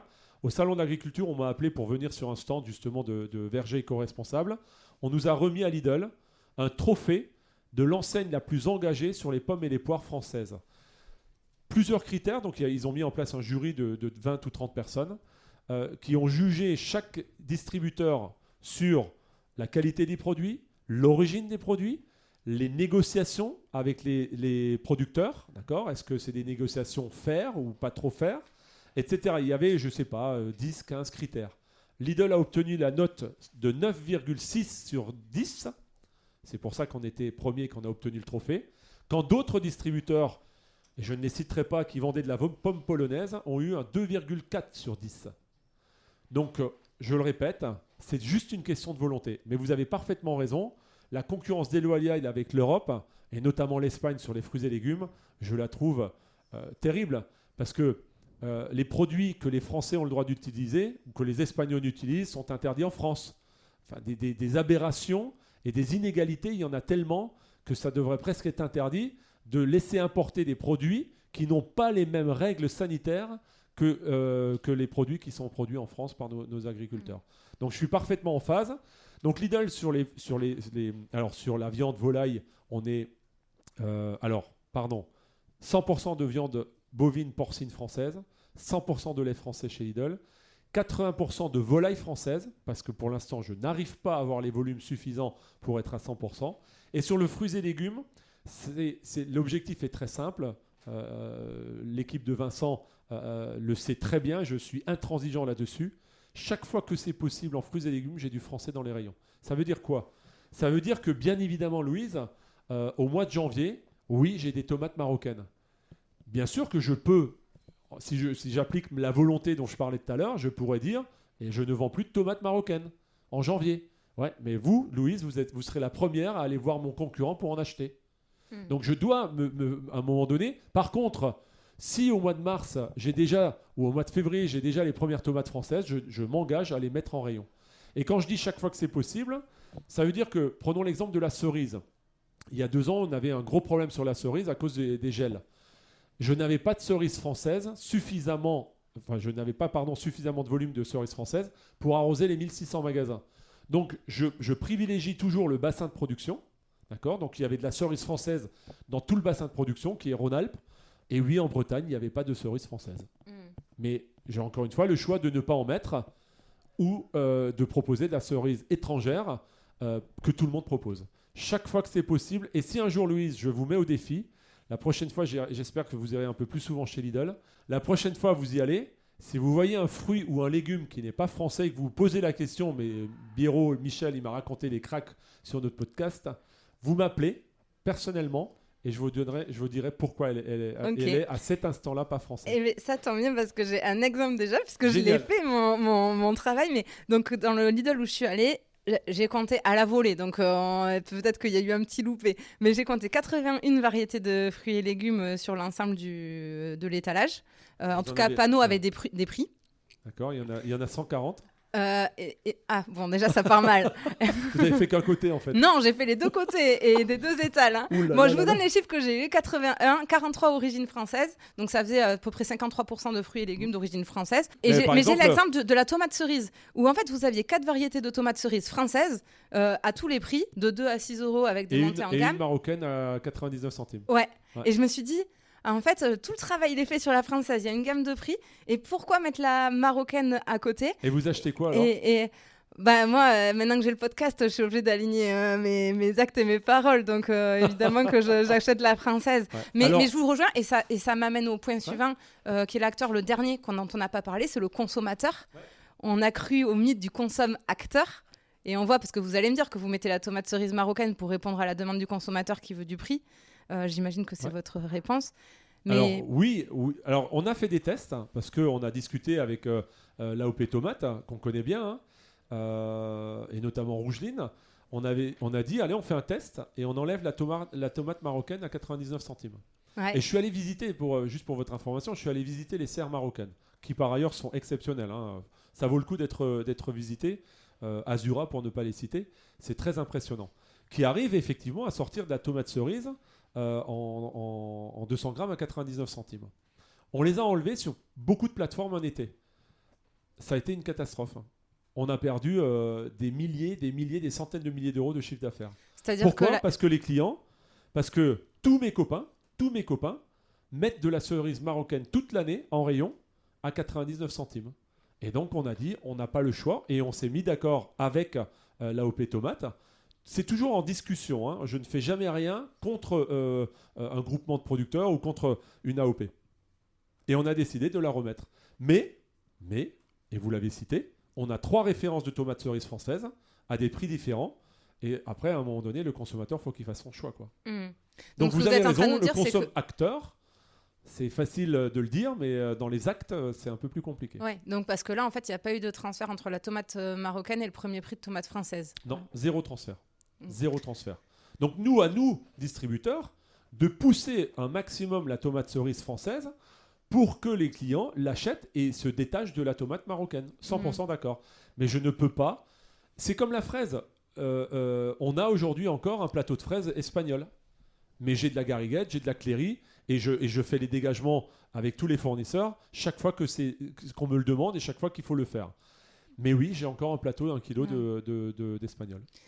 Et effectivement, ça nous mène à la fin de cet entretien, mais c'est le consommateur qui est le grand absent de toutes les discussions finalement entre agriculteurs, fournisseurs, distributeurs, et pourtant qui a une clé de par sa propension à payer et de sa carte bleue. Mais on voit qu'aujourd'hui, j'ai l'impression qu'on a longtemps espéré qu'il y ait une demande qui permette de faire évoluer le système vers une agriculture plus verte, plus durable, plus bio, plus locale, blablabla. Sauf que là, on voit bien qu'en période de crise, le budget alimentaire, c'est la variable d'ajustement. Je voyais à Télématin ce matin qu'il y a une hausse des visites des parcs d'attractions, une hausse des concerts. Les gens, ils veulent préserver leurs loisirs, mais ce que je ne juge pas. Hein, mais comment on voit bien que c'est pas le consommateur qui tirera le wagon vers même pour relever les enjeux du changement climatique, etc. Ça viendra pas du consommateur parce que quand il est dans le rayon, il est drivé par le prix. Du coup, comment on le rééduque et est-ce que c'est votre rôle ? Parce que vous êtes quand même, comme vous dites, vous ne faites pas de la philo en entreprise, vous êtes là pour gagner de l'argent aussi. Au bout d'un moment, il y a une demande, vous y répondez. On ne va pas vous jeter la pierre. On est d'accord. Mais est-ce que c'est le rôle de l'État ? Est-ce que c'est le vôtre ? Comment on fait ? Je pense qu'on a tous une part de responsabilité et le consommateur en a une grande. Parce que vous l'avez dit, il est consommateur et il a le pouvoir d'achat entre ses mains. Ça, c'est une chose. Mais en fait, il veut énormément de choses, le consommateur. On a fait des tests, on a pris des étudiants, on les a mis en entrée de magasin et en sortie de magasin, avant la caisse, enfin en entrée et après les caisses. Et on leur a dit bonjour madame, bonjour monsieur, est-ce que vous êtes sensible aux problématiques du monde agricole ? Tout le monde a répondu oui. 100% des questionnés ont répondu très sensibles. Ouais, les pauvres, il faut les aider, il faut les soutenir, il faut vraiment qu'ils continuent à pouvoir vivre de leur métier, etc. Super. Madame, monsieur, on leur a dit, dans les rayons, vous allez voir, c'est estampillé, il y a du lait tripartite, il y a de la viande tripartite. Tous ces produits-là qui sont identifiés avec un logo, ils rémunèrent correctement les éleveurs. Ah, ok, c'est super, super. Et après, vous attrapez les mêmes personnes en sortie caisse et vous dites, mais madame, pourquoi vous avez acheté le lait à 90 centimes? Il y en avait un à 1,05 ou à 1,25 qui rémunérait correctement l'éleveur. Ah ouais, mais bon, c'est quand même 20 centimes d'écart, quoi. Et ouais, c'est quand même... Et voilà. Donc c'est le porte-monnaie. Les intentions sont louables, sont bonnes, mais au final, c'est quand même le porte-monnaie qui a le dernier mot. Et donc, moi, ce que je dis, c'est ce que je vous ai dit tout à l'heure sur le lait. Les vaches premier prix n'existent pas. On n'a plus le droit, nous, en tant que distributeurs, de vendre du lait premier prix. Donc, il faut qu'il y ait une prise de conscience collective de tous les distributeurs. Et là, je mets la responsabilité sur les distributeurs qui dit, aujourd'hui, en France, on ne peut plus vendre un litre de lait en dessous de 1 euro. Et je vous garantis, Louise, qu'on ne vendra pas 1 litre de moins. Si tout le marché vend minimum 1 euro, on ne vendra pas 1 litre de moins.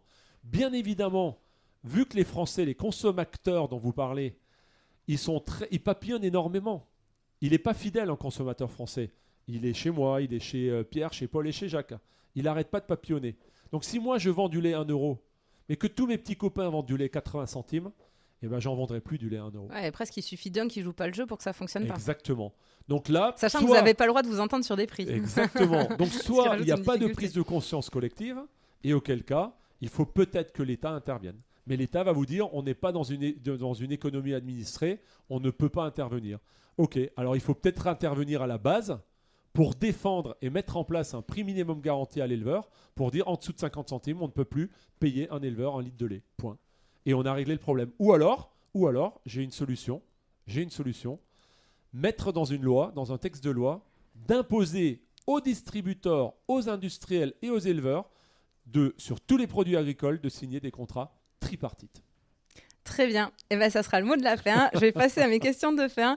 La première, c'est qu'est-ce qui vous rend fier de vous investir dans le secteur de l'agroalimentaire comme ça depuis autant de temps? La fierté, c'est quand j'ai des éleveurs qui viennent chaque année sur le stand de Lidl au salon d'agriculture pour me féliciter, pour nous remercier. Et quand je vois, vous voyez, quand j'étais... Alors parce que dans ces démarches tripartites, l'engagement de Lidl, au-delà du prix, c'est de venir visiter les élevages. Donc moi, de mars à juin, juillet, je suis toutes les semaines, entre 2 et 3 jours, sur les élevages laitiers, bovins, porcins. Dans pas longtemps, d'ailleurs, je suis dans les Landes, chez les frères Larère, pour Très visiter on salue Patrick. les producteurs de carottes et d'asperges et d'autres poireaux. Enfin voilà, je suis sur le terrain et j'adore ça. Pourquoi ? Parce qu'ils ont, eux, besoin de nous voir pour nous montrer leur métier et leurs contraintes. Parce que tous ces métiers agricoles dont on parle depuis 1 heure, ce sont des métiers tellement techniques. J'étais la semaine dernière sur une production de pêche nectarine. Mais on ne se rend même pas compte. Même moi, j'étais là-bas et je vois, on était avec le producteur qui était devant son pêcher, avec des petites pêches grosses comme une noix pour l'instant, c'est en train de pousser, et qui enlève 50% des pêches qui étaient à l'arbre, il les enlève, il les arrache et il les jette par terre. Et je le regarde, je lui dis, mais il est fou, il est en train de détruire 50% de sa production. Pas du tout. Ça s'appelle de l'éclaircissage. Voilà, donc ils éclaircissent, parce qu'il dit, Monsieur Béraud, sinon vous achèterez jamais mes pêches. Oui. Elles seront grosses comme ça. Donc ils éclaircissent pour donner des calibres. Donc vous voyez, c'est tellement technique les métiers de l'agriculture que là aussi, c'est notre rôle peut-être, distributeur, à travers nos prospectus, à travers notre communication, d'expliquer aux consommateurs que derrière une pêche, derrière un litre de lait, derrière une entrecôte, il y a un sacré métier. Ouais. Il y a un sacré métier. Parce que le mec, il ne se lève pas juste le matin pour traire sa vache. Mais c'est incroyable, c'est une gestion, c'est un entrepreneur, c'est un chef d'entreprise. Et ça, les consommateurs, malheureusement, il y en a trop peu qui le savent. Donc, ma fierté, c'est quand j'arrive sur une exploitation bovine et que j'ai la fan qui me dit, Monsieur Béraud, en larmes, qui me dit, Monsieur Béraud, grâce à vous, c'est véridique, sur une ferme normande, grâce à vous, on a fait 10 000 euros de chiffre d'affaires supplémentaire cette année. Vous imaginez même pas ce que c'est pour nous, 10 000 euros sur l'année, quoi. Ça me rend fier.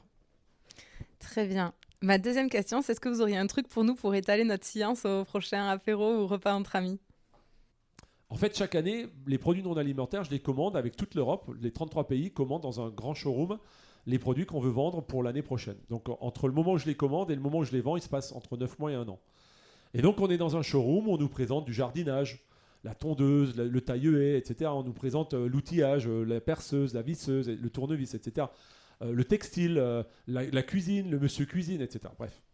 Et on arrive devant une thématique qui s'appelait la Fashion Week Lidl. Et on nous propose d'acheter, de commander des t-shirts Lidl, logotés Lidl, les fameuses baskets Lidl, tout ça. Et je vous le jure, Louise, je passe devant avec mon équipe qui me dit « Michel, on fait un test ?» Je dis « On arrête de fumer la moquette. Personne ne va acheter ces baskets en France. Véridique. On aurait dû me virer à l'époque. » Et c'est les Belges qui ont commandé les baskets et qui, l'année d'après, nous on l'avait oublié depuis belle lurette, l'année d'après, les mettent en vente. Et en fait, ça a commencé par des gens comme Djibril Cissé, Booba, DJ Snake, qui commencent à nous appeler pour dire « On veut les baskets ». Et là, Isabelle, ma com, vient me voir, me dit « Il se passe un truc, il faut commander les baskets ». Et ben, on en a commandé 180 000. 6 mois après, on les a mis en vente. En 5 minutes, il n'y en avait plus une seule. Et quand les journalistes me demandent « Mais comment vous faites ? Enfin, c'est des idées de génie ?» Bah, la preuve que non. C'était tout sauf une idée de génie. Mais ça ne s'explique pas, en fait. Et je pense que le fait que des gens comme Djibril, qui viennent d'un monde très populaire, certes, il a réussi, il est devenu un grand footballeur, mais il m'expliquait, Djibril, parce que je l'ai rencontré depuis et on s'appelle. D'ailleurs, il a fait des pubs pour nous depuis. Il dit, mais moi, quand j'étais gamin, je me rappelle, j'allais au Lidl de Arles tous les mercredis avec ma maman, avec mes 6 frères et sœurs, quoi. Et je connais toutes les marques Lidl par cœur. Donc, c'est quelque part une revanche un petit peu. Et on est devenu aujourd'hui, alors j'aime pas trop le terme tendance, mais on est devenu une marque maligne, où c'est sympa et malin de faire ses courses. Et on trouve toujours un truc sympa. Et par-dessus le marché, c'est qualitatif. Et mince, pourquoi on dépenserait 2 fois plus sur une grande marque alors qu'on peut l'avoir 2 fois moins cher chez Lidl. Ouais. Et pour tous ceux qui se sont loupés l'achat des baskets, quand ils étaient en rayon, ils sont en vente à plus de 1 000 €, je crois, maintenant, de temps en temps, à des ventes en enchères. Alors, je dis à tous les auditeurs, surtout ne les achetez pas à 1 000 €. On va en refaire. Ça va revenir à 12 €, 13 €, vous inquiétez pas, on va en refaire. On va faire des serviettes de plage, on va faire des claquettes, des chaussettes. Ah, ça, c'est du scoop. Tout logoté Lidl, vous inquiétez pas. Louise, on a fait une perceuse aux couleurs de Lidl. On en a mis 80 000 unités en vente le jeudi. Le samedi, il n'y en avait plus. Bon, une dernière question. Où c'est qu'on peut vous suivre, vous contacter, suivre votre actualité ? Eh ben, écoutez, sur mon LinkedIn, j'ai depuis quelques temps... Vous êtes actif sur LinkedIn ? Un petit peu, on essaye, mais sur LinkedIn, mais sinon, non, je suis pas un geek, mais après, Lidl.fr, bien évidemment, il y a plein d'actu, il y a plein de scoops qui vont arriver dans les jours qui viennent, mais sur Lidl.fr, sur Lidl+, j'espère que vous avez téléchargé, Louise, l'application Lidl+. Évidemment. Votre papa, il l'a déjà, j'en suis certain. Et non, après, mon actualité perso Lidl, c'est vrai que je fais pas mal de posts sur LinkedIn pour prendre un peu la parole et dire un peu ce que je pense. Super. Bon, mille merci Michel pour tout ce temps. Je me suis régalée à faire cette interview, c'était super intéressant. Plaisir partagé.